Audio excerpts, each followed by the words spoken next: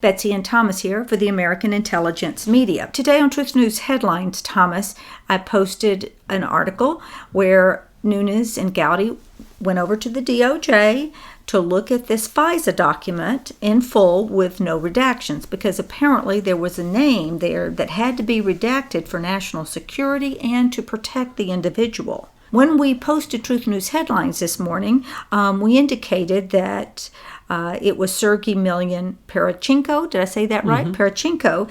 And then a conservative treehouse said it believed, that would be Sundance, that it was Stefan Halper. So I offered those two names to our listeners, and I told them that you would get with the conclave and come back with an answer of who you think it is. Yes. Thank you, Betsy, for that lovely introduction. This is a huge piece of breaking news. It's so huge that Jeff Sessions was willing to be in contempt of Congress not to serve up the information that had to be provided by Comey, McCabe, Strzok, and William Priestap, which all came through, of course, the CIA's investigation, counterintelligence investigation, which began July 31st of 2016. So what they wanted is to see what evidence did they present to get this. And what is being protected is very strange because, as far as I know, besides the conservative treehouse and Aim for Truth, Anonymous Patriots, hardly anyone ever speaks of the fact that the Papadopoulos July 31st, 2016 counterintelligence investigation, which then morphed into many different things through the Trump investigation, the small group, the secret society, the operation to impeach, it was always a counterintelligence operation. It was never an investigation. And this is one of the key factors that is little understood. And there are two separate FISA warrants, and we are not yet, even to this moment, speaking about the FISA warrant for George Papadopoulos, even though I am inclined to believe that what Nunes just saw and what everyone is speculating would be underneath that redacted black mark, the name of that person who we're protecting, and we can't release the thing that would put Comey in jail and Dana Biante and Sally Yates, and it would put Loretta Lynch, and oh my goodness, you know how many people will go to jail if the truth of this they're not going to go to comes jail. Out? They're all senior executive service employees, and they're going to be protected by the same thugs and criminal SES people who sit in the federal courts. So what we're going to watch here, people, is all this thrashing about, but they're not going to go to jail under the current system. Sorry, I had to say that. That's okay. Now, in this conversation, I need to blend the two, the FISA court warrant, the 702 Title I on Carter Page, and the FISA court warrant 702, which was for an international warrant on George Papadopoulos. And again, he was not even picked up and questioned until 1 year later. We weren't even told that that operation, was going on. And Comey denied 3 times that when Trump asked him point blank, as well as in testimony before the Congress, is Trump being investigated? He said no. Well, that's just mincing words. That's legal mincing of words. If there is a counterintelligence operation that came out of the State Department, now this is what we heard John Brennan say himself, that in the spring of 2016 they heard chatter. They received chatter that said that there might be some collusion going on between the Trump team and Russia. Where did that chatter come from? That chatter came from Alexander Downer, a person who gave $86 billion to the Clinton HIV Foundation in Australia. He is an Australian minister who is in the pocket of Hillary Clinton. He whispered into John Brennan's ear, and we've said this, I don't know anyone besides us who said this, that George Papadopoulos had been targeted. Well, we knew this had happened because there had been multiple reports, and then Sundance does a great job to give all 4 of those reports. I personally, outside of the conclave's opinion, did not believe that Stefan Halper, who is a U.S. citizen and fits all the criteria of this redacted name in this report that they had to go over and see, but they don't get a copy of. Gowdy and Nunes get to look at it, and later Schiff will go. Why? Why does Schiff always go by himself? So he can lie and say what he read. That's not what he read. He's not going to agree with any of it. And what does it really say? It says that they were using a person who was at Cambridge University, Cambridge and Oxford, a university professor, Stefan Halper, who had been a CIA informant. He'd been used by the State Department. He'd been used by the FBI counterintelligence. He'd been used by everybody before. And he was, he's like a Christopher Steele. These corrupt people are in and out of government, and then they end up in Britain, and somehow they end up doing intelligence work in Britain against America. It's just, it's so transparent what's going on here. I mean, well, you've always said the intelligence agencies are run by foreign agents, and now we're finding out that they farm out contracts to Serco, which is owned by a foreign agent. So our intelligence agencies are actually working against patriots and Americans. All corporate intelligence should be ended tomorrow, and all the codes need to be changed after that.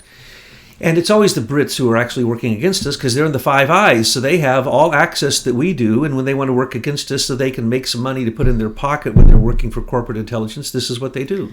Thomas, they actually have ongoing right now counterintelligence against Americans. They're trying to overthrow the government. It's what's going on. That's the Mueller investigation. It's called the Operation for Impeachment. I'm trying to say it in a calm voice, not to alarm people, but to wake you up.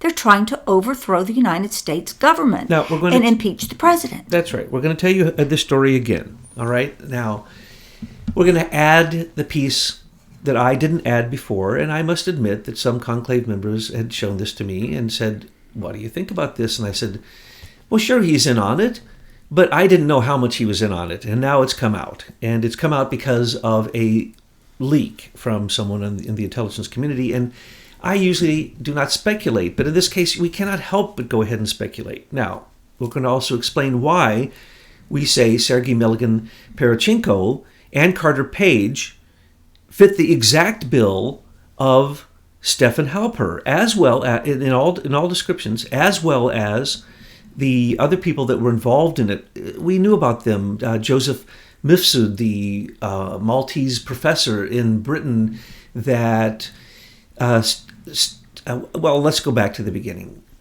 You have to go back to the beginning, unfortunately. Sorry, folks. I'm sorry. Go. When they realized they had to come up with the Russian cover story for Hillary because of her Uranium One involvement, they started in January of 2016. They went and got Carter Page, who is an American citizen.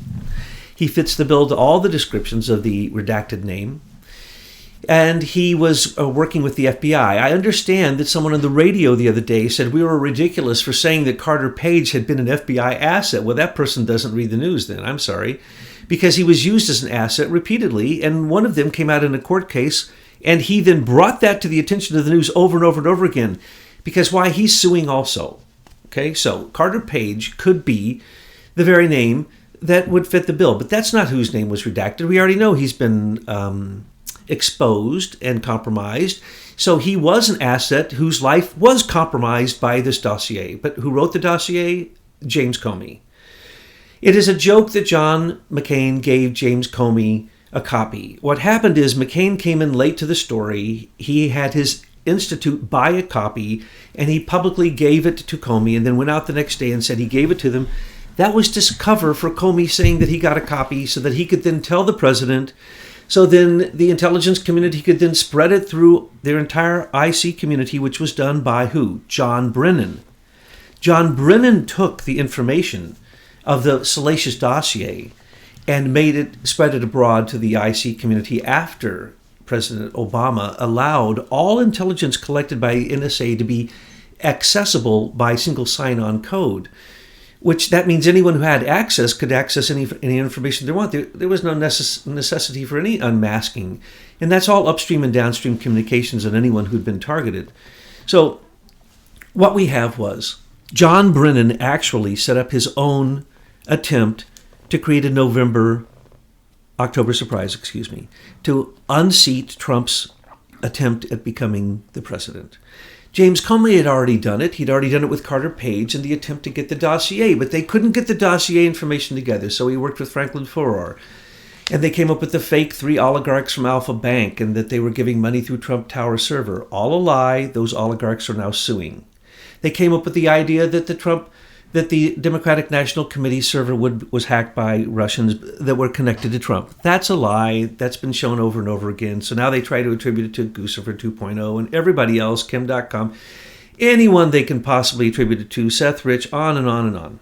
So what really happened was Comey was working behind the scenes to create the buffer, the counterintelligence plan, which used Carter Page to plant Carter Page inside of the Trump campaign. Now, that was someone who was an asset of Comey's. Comey used Felix Sater repeatedly to get inside to create Natalia Kesselnitskaya's Russian lawyers meeting with Don Jr., which was a setup through Paul Manafort. They tried to use all these different things in the intelligence community to again and again attack Trump. But the one everyone forgot, which as far as I know, including everyone that I've been reading, no one ever said what we've been saying all along. The George Papadopoulos counterintelligence operation is the Mueller investigation to impeach Trump. It never stopped. They stopped the 5 investigations of Hillary Clinton's and Bill Clinton's foundations. Oh, that's right. Andrew McCabe, we now know, didn't investigate any of them. They stopped the investigation into looking into improprieties in Uranium One, which was during Mueller's time. Nope. They covered it up. They put a gag order on the main witness.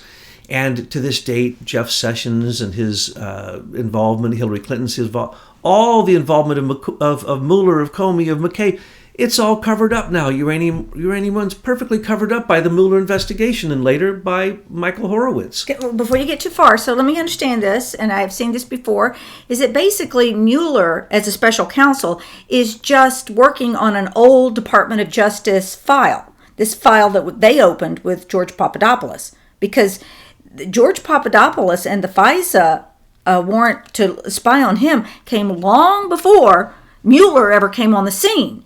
And so the thing is then the special counsel is totally out of order because he's not supposed to come in and look at old stuff from the DOJ that's not even closed out yet. But they had to do that to get Mueller to streamline the process that was already building in order to use that intel in order to impeach Trump. Do I have that right? Perfect. Yes! And you're one of the few people who gets this subtlety. Well, if Betsy can get it now, everybody can get it. It's in 2 articles today that you can read where people are saying, wait. The counterintelligence investigation started by William Priestap and the FBI, James Comey, Andrew McCabe, and William Priestap and his lieutenant, Peter Strzok, which we said Peter Strzok would be the fall guy. That counterintelligence operation started in July of 2016. But the very thing that it was based upon was a conversation between George Papadopoulos. Like sitting in a coffee shop or having a beer, right? In London. But wait, this is the amazing thing, and this is the part I did not believe. Stefan Halper called up not only George Papadopoulos, but Carter Page, Rick Manafort, and Paul Manafort, except Rick Gates and Paul Manafort, to invite them and pay them to come to London. And he paid $3,000 to George Papadopoulos to write a report on some oil that he never used. But during that meeting with Papadopoulos, he was framed. Papadopoulos was framed. He was also introduced to Joseph Misfood,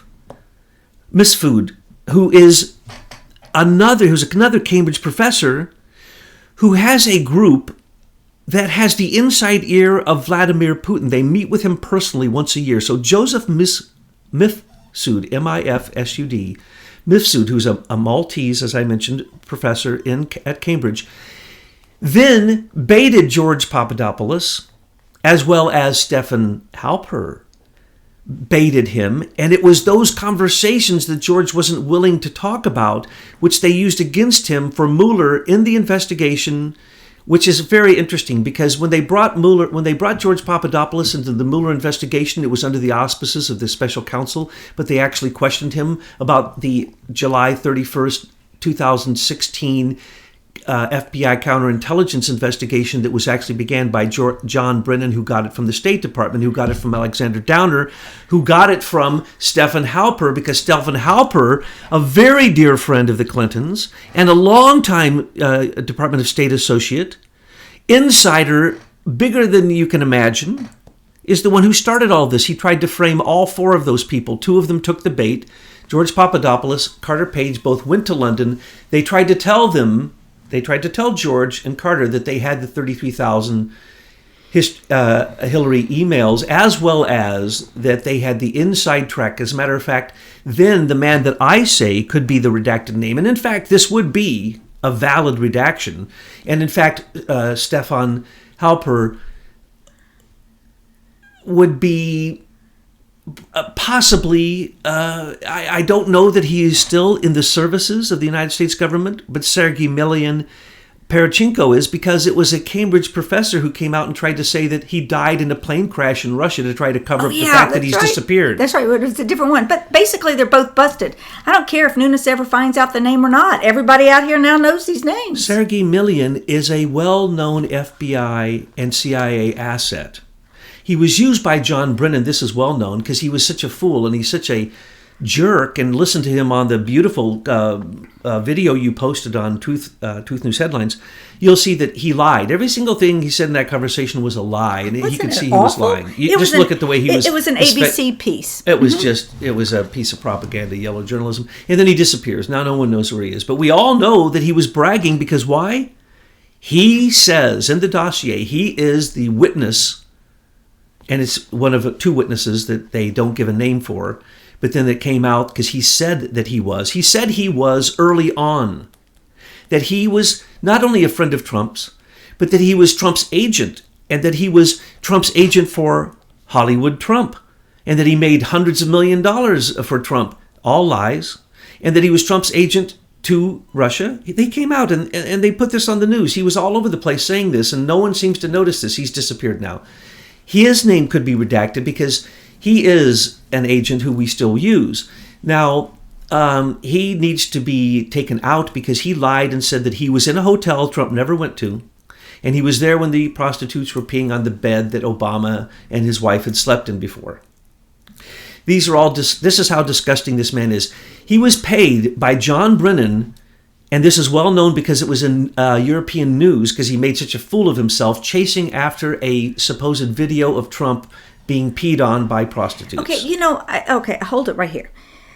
Even if it were true, do you think that people really care about that compared to the pedophilia, human trafficking, and all the outrageous things that we have found out over the last 2 years? I mean, this is just really a non-issue. It's like that whore. Let's remember, David Brock had $50 million given to him to pay any whore who would come forward and say that Trump had sex with them or assaulted them. 3 or 4 or 5 came forward. Only 2 lasted. Only 1 survived. That would be Stormy Daniels. The money that was paid by Cohen. But now all of those seizures of Michael Cohen, the lawyer for Trump, all those things that were seized, that can't be used against them. All the things seized by Manafort, that can't be used against them. The conversation with Michael Flynn was not recorded, can't be used against him. The conversations with George Papadopoulos, those can't be used against him. Remember, there's the Carter Page dossier, totally different than the George Papadopoulos counterintelligence investigation. Now, Mueller has merged the two into one. And what Nunes wanted to see was what justification did they give for ever getting the Carter Page FISA 702 FISA Title I, which meant that whoever signed that document had absolute proof that Carter Page was a Russian spy, which that's opposite of the truth. He's a well-known FBI asset, and this came out in the lawsuits that came forward where he was bragging about that. It was all over the news. And so they don't seem to notice that we pay attention. And if you do pay attention, you'll see all of this. Now, why didn't we report on Stefan Halper before now? We did not know that he had invited Carter Page Manafort and Gates also, and Carter Page took him up on it, but Carter Page couldn't manifest anything. He didn't get paid. So they tried to, when they set up George Papadopoulos, they used Sergei Millian Poroshenko in Italy to connect with Papadopoulos, to connect him to a woman that was supposedly Putin's cousin, and supposedly he had a romantic affair with her. That's how naive George Papadopoulos was. Now let's remember, how many of those people are foreign agents? Well, then they are criminals. I don't care that they're Brits. How many of them are U.S. citizens who are involved in this? And also, I don't care about Alexander Weiner. He needs to go to jail.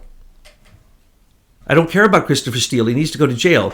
These are agents working against America. They meddled in our election. It's the worst thing you can do.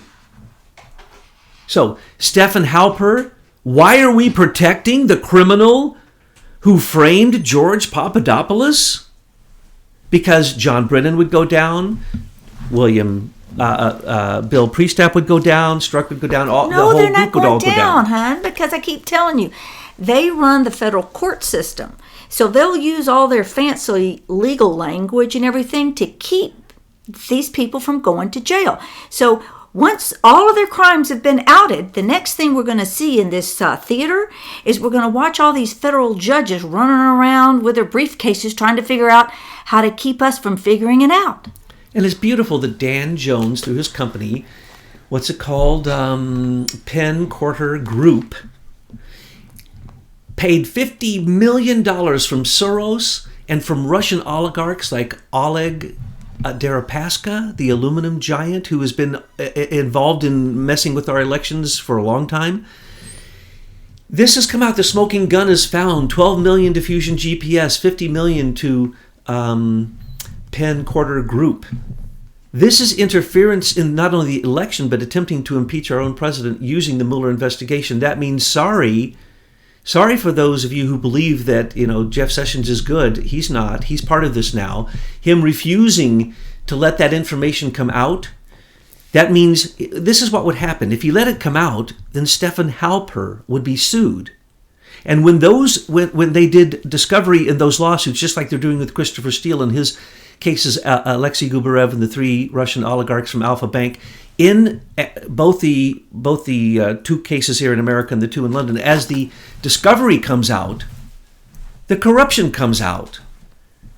And of course, we now have some of the corruption came out with Fusion, but not enough. If we really saw Fusion's books, their bank accounts, we'd see the corruption that runs DC. And John Podesta would go down, and Hillary would go down. Why aren't they going down? There is now a Federal Elections Commission investigation into Podesta and Hillary stealing $84 million from the districts and putting it into her account, and using Perkins Coie as their law firm to hide the fact they spent $12 million in their campaign in creating false narratives through the dossier with Russians. Well, they walk around like they own the joint because they know these federal judges are going to protect them. See, that whole federal court system was put in place to protect the senior executive service employees, their corruption, the Serco contracts, all that we're uncovering. But you even take this judge that everybody got all excited about, this Thomas S. Ellis, in the Manafort case. Well, we started deep diving there and we found out he's as skunky as any of them. And he's there to deflect from the issues, make sure that Hillary is exonerated, and Mueller has a nice exit door. Precisely. Those 3 judges, Ellis, Sullivan, and Frederick. Oh, Dabney. Miss Dabney. Dabney, Frederick. Miss Dabney from Pensacola. I have to tell you, because, I'm from that part of the South. In Pensacola, there isn't much happening except the military. So I bet her daddy was in the military. Now, that's just a guess. I haven't done any research on it. And then all of a sudden, now she is tracking forward. She's going to be this new judge. She has a clean record. She's never even written an article or anything in the court. We have no knowledge who she is. And so she's going to be whitewashed all the way through so that when they need her, they can pull her out and use her. It's justice trickery, fake justice. These courts are all set up. They're kangaroo courts. Even when they do the good things that they do, sometimes that's just to put a feather in their cap, and later they may reverse what they said, and that feather is going to remain in their cap. So we're taking it apart, trying to show you, and as this new development happened, we just had to let you know that if it is true and this is speculation, that the information that has been given out by inside sources that Stefan Halper also called Gates, Manafort, and Carter, this is huge. And it doesn't matter whether they redact his name as long as his sin has come forward so people can sue him. And then he's going to have to, bring forth his proof of his innocence, which will be very hard to do, seeing that he is the person who set George Papadopoulos up with Joseph Mifsud. He's the person who set him up with Alexander Downer. In other words, he framed George Papadopoulos.